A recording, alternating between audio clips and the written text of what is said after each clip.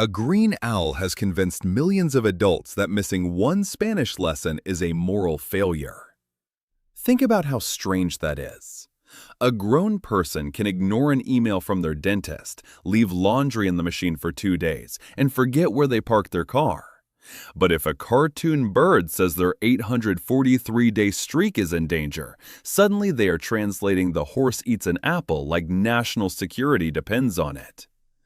So the mystery is not why Duolingo is popular. The mystery is why it feels so weirdly personal. People download it for a normal reason. They want to learn French before a trip. They want to reconnect with Spanish from high school.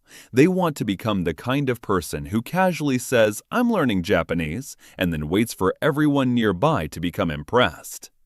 Reasonable. But what actually happens is stranger. The app gives them tiny lessons, tiny points, tiny rewards, tiny threats, and a tiny green animal that behaves like a needy roommate with access to push notifications. And somehow, this became one of the most successful education businesses in the world. By the end of 2025, Duolingo said its app had more than 130 million monthly active users, over 250 language courses, and was the top-grossing education app globally on both Google Play and Apple's App Store. That is not a classroom. That is a habit factory. Which raises the real question: is Duolingo selling language learning? Or is it selling the feeling that you are becoming the kind of person who learns languages? Because those are not the same product. One requires fluency. The other only requires tomorrow. And tomorrow is where the money is. Duolingo did not begin as a sinister owl empire. It began as one of those ideas that sounds almost too noble to survive contact with capitalism. Luis von Ahn and Severin Hacker, two engineers from Carnegie Mellon University, founded the company with a big education mission and a simple promise: language learning should be free. Which sounds beautiful until you ask the obvious business question: free for whom? Teachers are not free. Engineers are not free.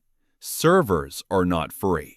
And those little victory animations do not lovingly render themselves out of educational goodwill. Somebody has to pay. But Duolingo made a very clever bet. Instead of charging people before they learned, it would get them inside the system first. Give them a lesson so short it felt harmless.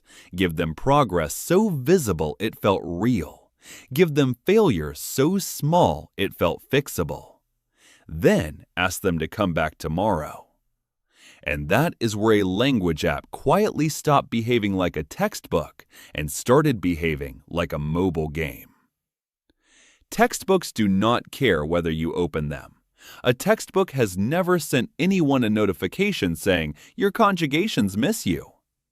A textbook does not create a leaderboard where you can lose to someone named Pasta Dad 47 at midnight.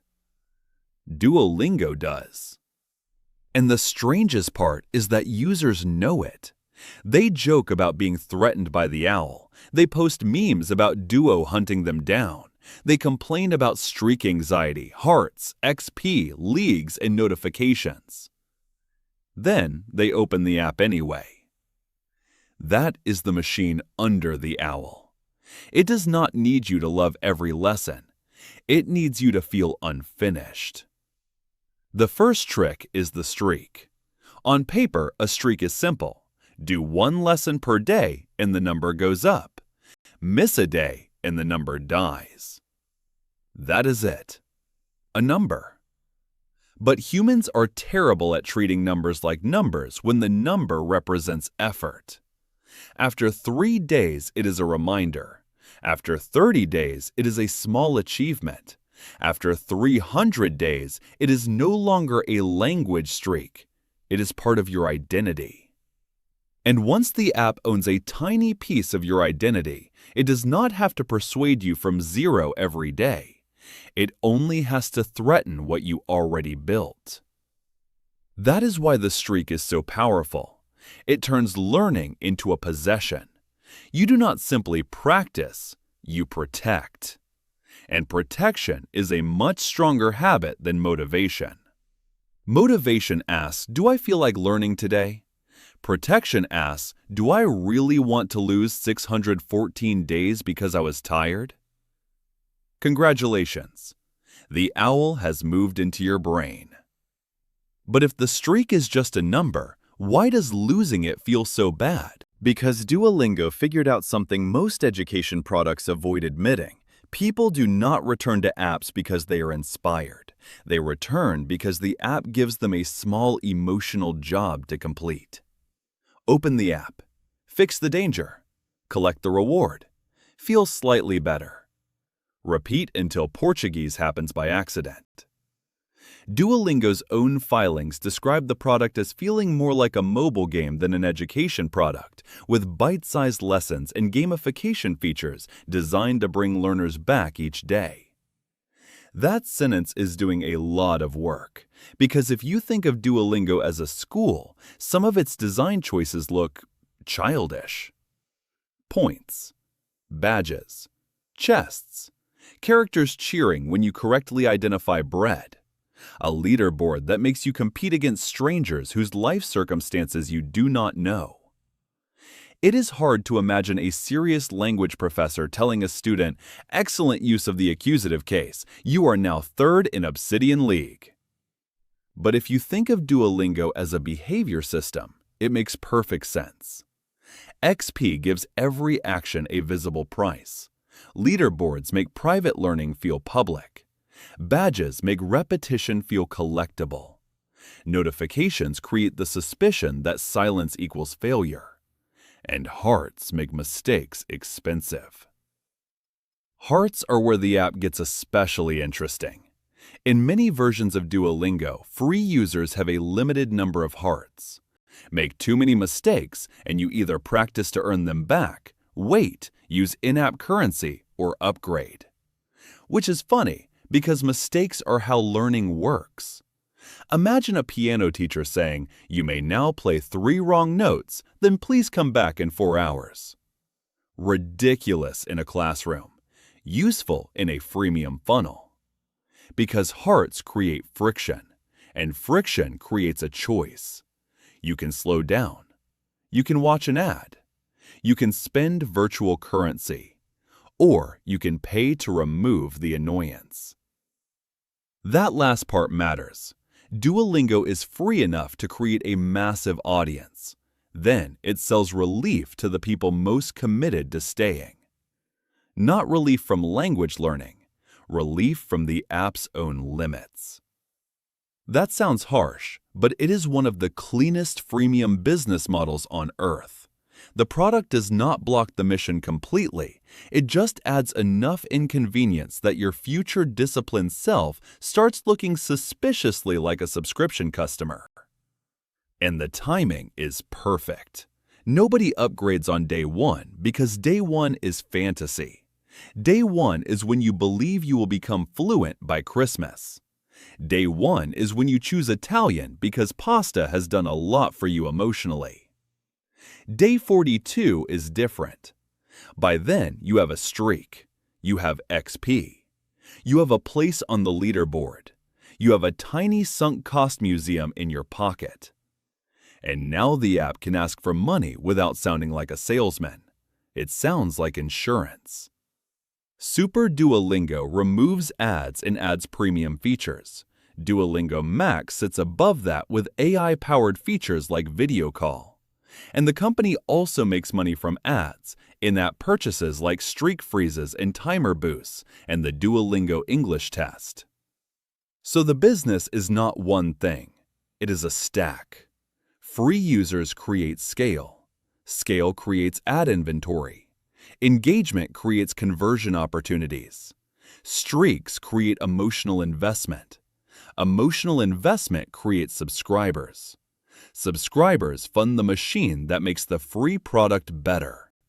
Then the better free product brings in more people to be emotionally trained by the owl. Elegant. Mildly cursed. and extremely profitable when it works.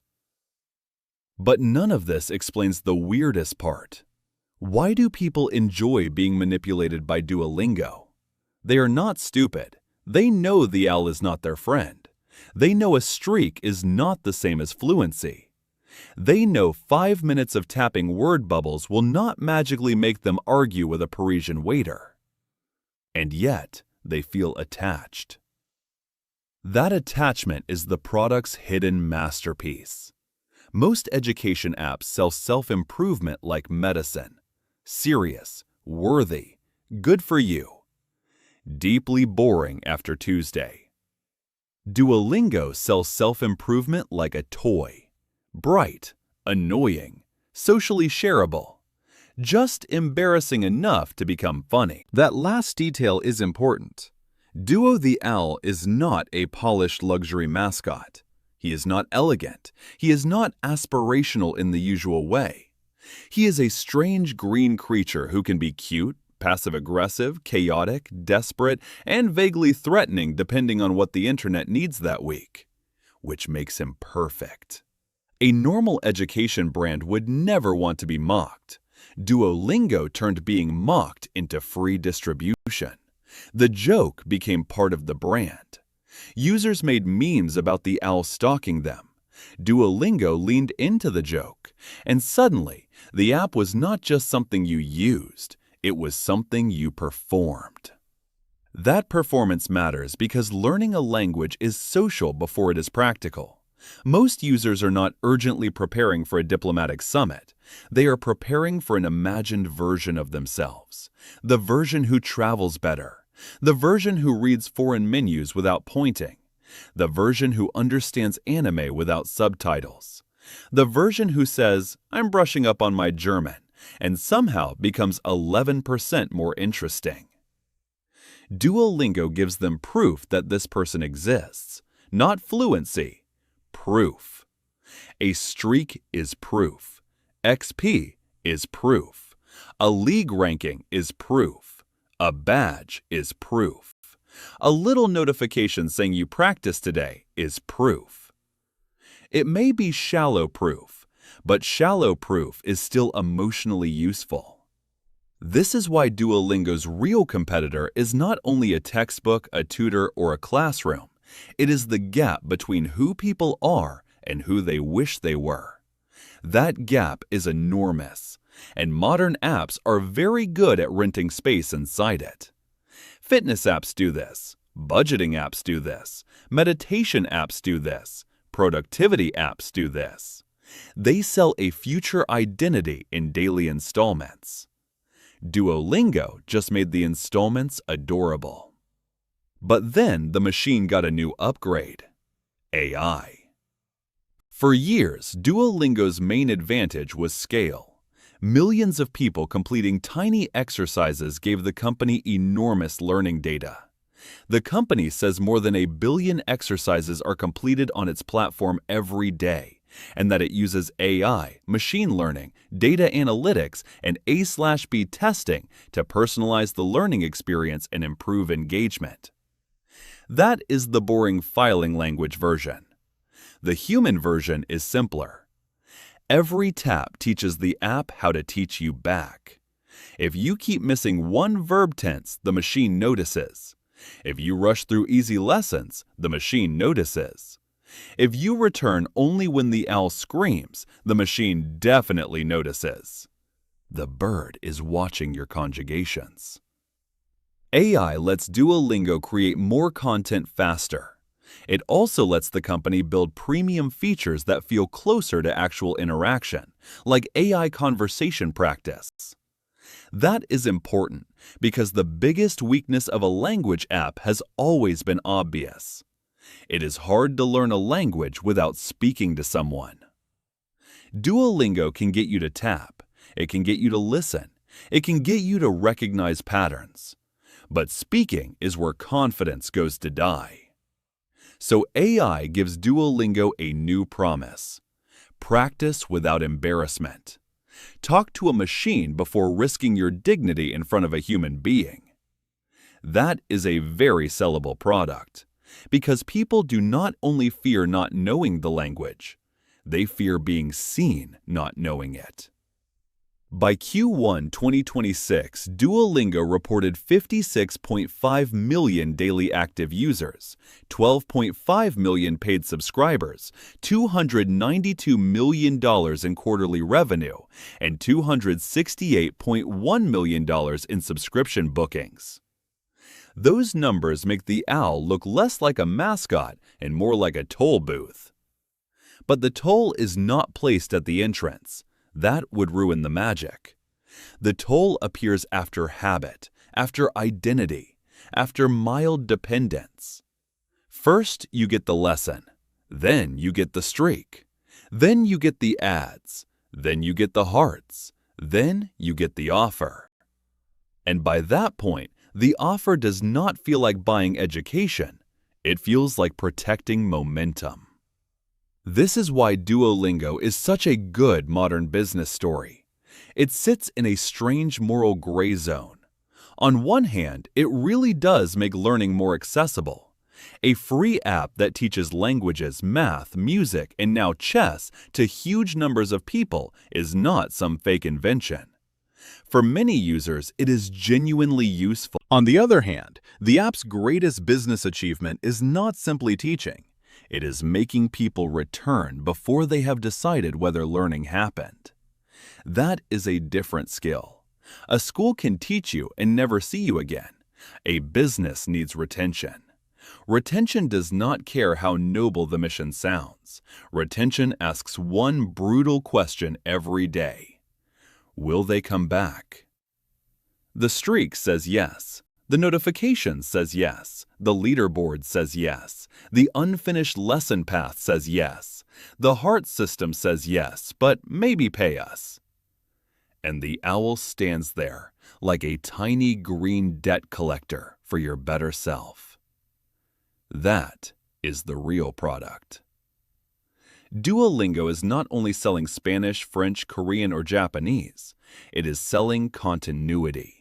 It is selling the comforting evidence that you have not given up yet. That is why a person can be barely conversational after years on the app and still feel strangely loyal to it. The streak knows something fluency does not. Fluency is distant. The streak is here today. And today is easier to monetize. So what happens if Duolingo actually solves the problem too well? That sounds like a strange question, but it is the question underneath many consumer apps. If a fitness app gets you permanently fit, maybe you need it less. If a budgeting app fixes your spending habits forever, maybe you stop checking it.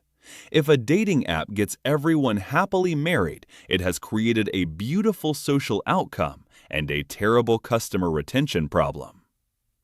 Consumer apps do not always win by finishing the job. Sometimes they win by keeping the job alive. Duolingo does not need users to feel hopeless. Hopeless users quit. It needs them to feel close. Close to understanding. Close to speaking. Close to becoming the person they imagined on day one. Close enough to continue. Not finished enough to leave. That is the balance. Give progress but preserve aspiration. Give achievement but create the next level. Give confidence but leave enough uncertainty that tomorrow's lesson still matters. The owl looks different. The cute notifications are not random. The streak is not decoration. The leaderboard is not harmless. The subscription is not separate from the free experience. They are all parts of the same machine. A machine that turns self-improvement into a daily appointment. And the genius of Duolingo is that the appointment is tiny. 3 minutes, 1 lesson, a few taps, just enough to keep the story going.